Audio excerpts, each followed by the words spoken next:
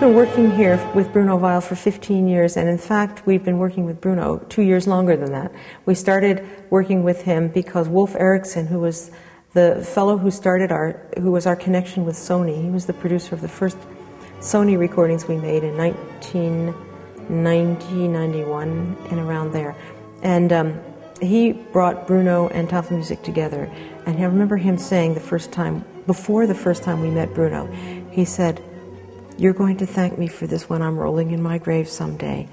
And he's not rolling in his grave yet, and I'm grateful for that, but he's right. We're very, very, very grateful to Wolf for bringing us together. It was, and it's a relationship that was always good, but has gotten better over the years. And every year it goes deeper and more important, I think, for both sides, musically and in every way.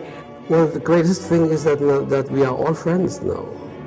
It's the real friendship that grows, that comes naturally, and that is, don't have that with any other orchestra in the world. And that makes it so special, and that's why I love working with them.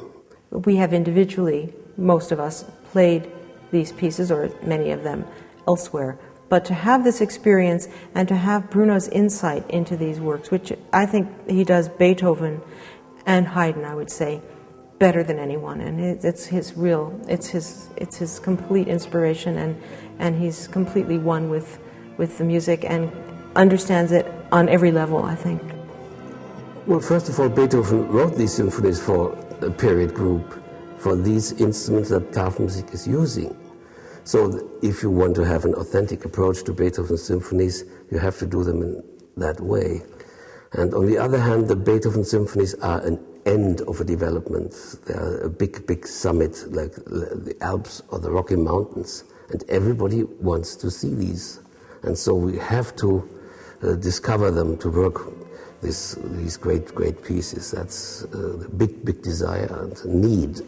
So to be the composer's advocate means to do these metronome markings, and they are very, very difficult. Some of them very fast, almost impossible to play. So you need a group like Tafelmusik. They make these things possible. So usually when people play Beethoven, you're playing it on modern instruments, and you're playing it as a fairly old piece of music. You're used to playing Tchaikovsky, you're used to playing Brahms, and you're used to playing 20th century music, Bartók and Stravinsky. You go back and you play Beethoven, and it feels like early music, if you will. It feels like old music, and it feels like you have to kind of constrain yourself. So instead of feeling like music that's exploding, you feel like you're playing music that's kind of, you know, you have to hold back a little bit because you don't want to go too far. You don't want to be too romantic in your interpretation.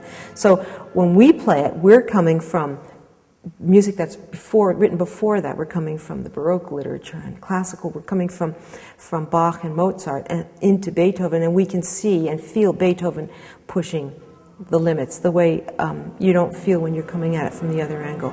So I think both our instruments and our sensibilities mean that we are seeing this as, I think the audience experiences it too as if you were at the first concert of this music, and it just makes your hair stand straight on end, which is how I feel when we're playing it. We approach them as if they were the very, very first performance. Tafelmusik has never played them before, so we approach them as if it had been composed yesterday, and try to find the truth of the composer. That's the real thing, and there's no routine. Everybody's giving everything possible for this music and playing with the full heart and full soul and spirit, and that is the secret of a great performance. To do it 5 times, that kind of a peak experience, is quite something. Not only that, we're doing 2 Beethoven symphonies, 7 and 8, so it's going to be quite a huge experience for the orchestra and for the audience. The last time when we did the 5th and 6th symphonies, the walls were kind of shaking, and by the last note of the 5th symphony, the entire audience was on its feet, shouting bravo after each performance. But right after the last performance, both Bruno and I had to leave town, and he had to go home here. He had something in Germany, I think he had to teach, and I had to go off to Halifax to conduct the Symphony Nova Scotia. And so we got in a cab together, and he said that he'd never been so exhausted and so exhilarated at the same time in his entire life, and I felt exactly the same way.